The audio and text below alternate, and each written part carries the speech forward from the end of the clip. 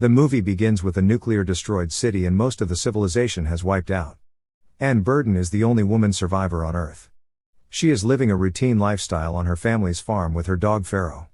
She gathers food from abandoned locations and sets traps for wild animals to protect her farm.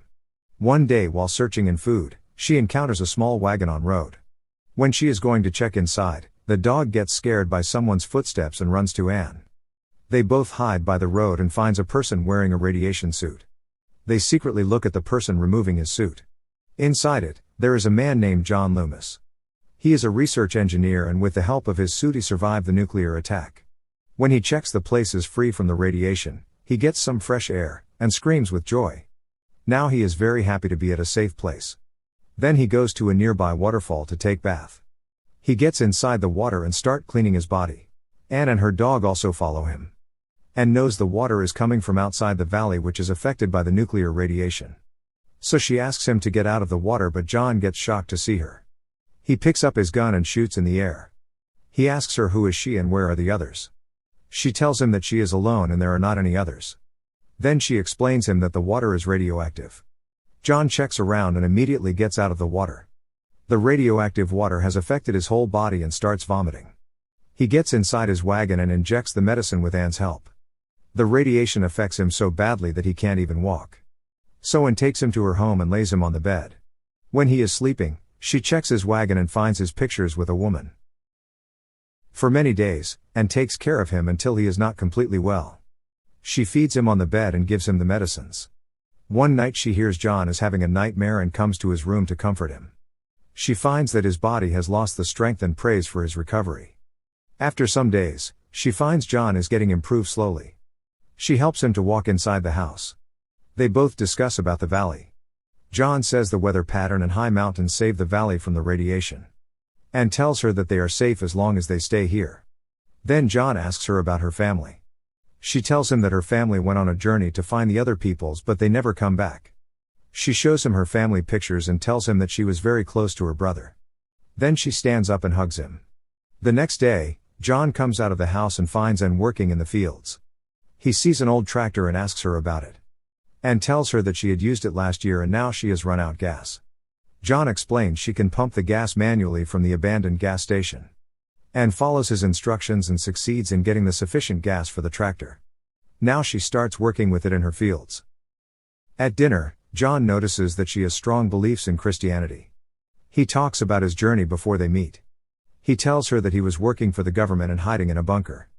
He left that place because didn't want to live his life in darkness and was in search of a place like this. Ann asks him about the woman she sees in the pictures. He says it's just a girl from the past. After the dinner, they both feel a sensual attraction towards each other but both are confused to move forward. In the morning, John and Ann spend their time at a river. She offers him fresh fish and he loves it. He asks her about the last winter. Ann tells him that she was frozen and starved to death because her generator got broken. She could not collect fishes and other food. John says he can fix her generator and they can store more food. When they arrive home, John checks her generator and starts fixing it. He assumes that they can utilize the radioactive water as a source of hydroelectric power, but they have to build a water wheel to get the electricity. He suggests Ann that they can build the wheel from church wood. He decides to demolish the holy building to get its parts. But Ann stops him and says her father built this church and they preach there every Sunday. She claims that she is deeply attached to the holy building and can't let him to destroy it. After discussing a lot, John decides to hold the wheel project. For the following days, they work together to collect the food and other resources. While spending more time with each other, they build a strong bond between them. But one day, Ann finds John in drunk condition in a mini-mart. He mocks her for eating all of the sweet stuff. Then he takes all remaining beer bottles.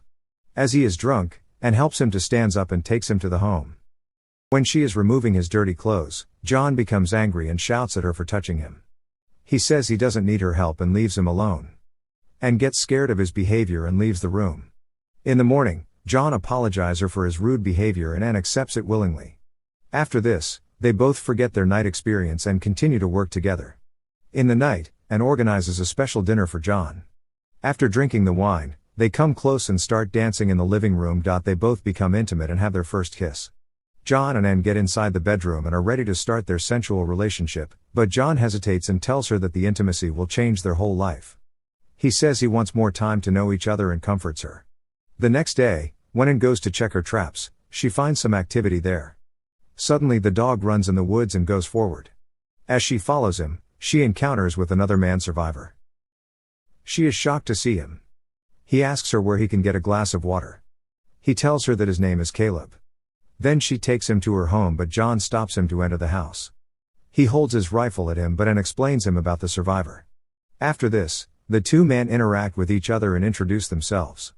Caleb tells him that he walked 50 miles from a mine in search of food and other resources. John says that he has to stay outside the house as he has some radiation which can affect the house. However, Anne insists that she can't let anyone outside the house.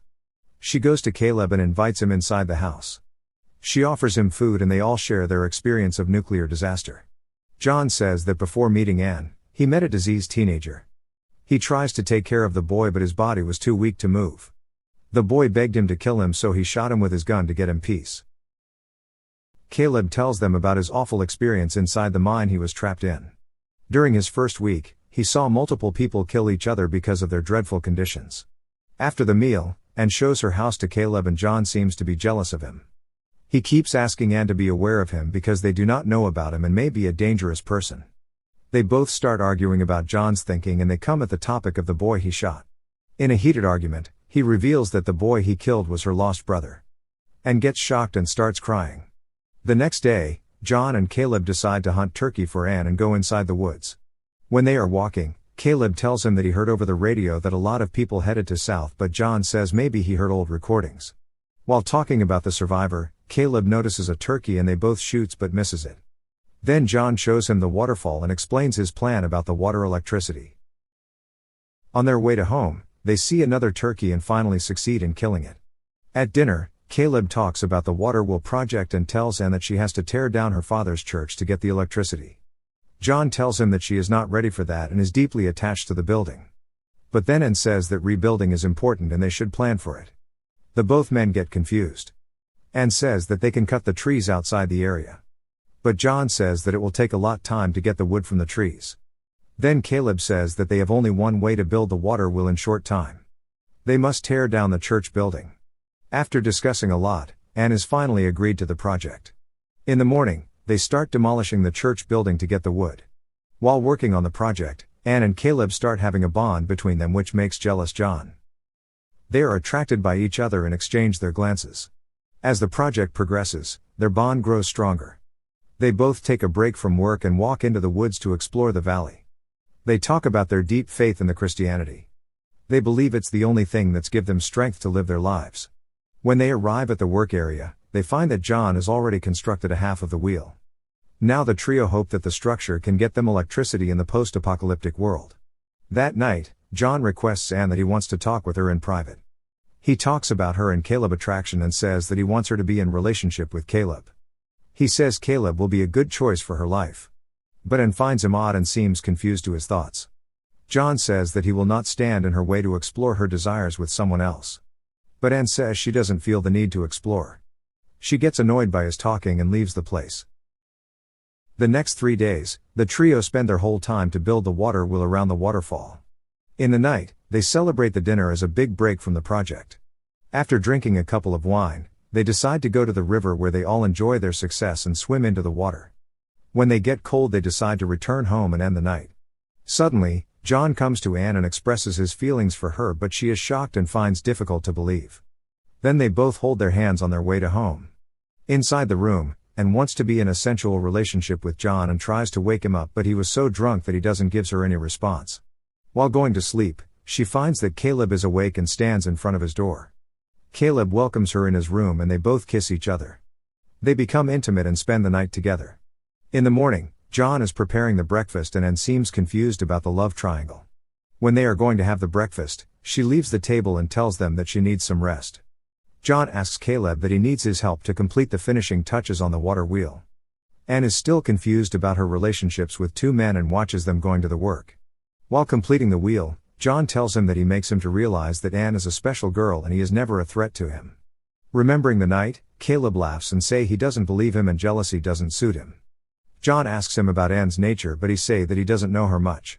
After completing the final touches, they take the wheel to the waterfall. Caleb wears the radiation suit and John attaches him to the ropes. Then he goes down to place the flume. After placing it carefully, the water mill starts working. They both are very happy to see the results. When Caleb is climbing the waterfall, he slips on the mossy surface and gets stuck in the cliff. John holds the rope and starts pulling him up. They both look each other and Caleb starts smiling. He seems to convey him to let the rope and finish the love triangle. In the following scene, we see John arrives home but Caleb is not with him. And says sorry to him for making their relationship unclear and tells the night was very confusing for her. John interrupts her and tells that Caleb is gone and she asks him where. He tells her he has gone to Anson. He says he took his safe suit and she was welcome to anything of his. Hearing this, Anne gets shocked and immediately runs outside to look Caleb but she can't find him. In the next scene, we find John working on the water wheel to finish the wiring. Then he stands on the surface and see the site where Caleb got stuck. Meanwhile, Anne opens her refrigerator and finds the electricity has been restored.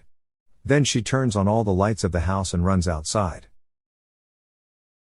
She goes to garage and starts playing her father's piano. When she is playing it, John also comes there and sits nearby. They both start enjoying the music and here the movie ends.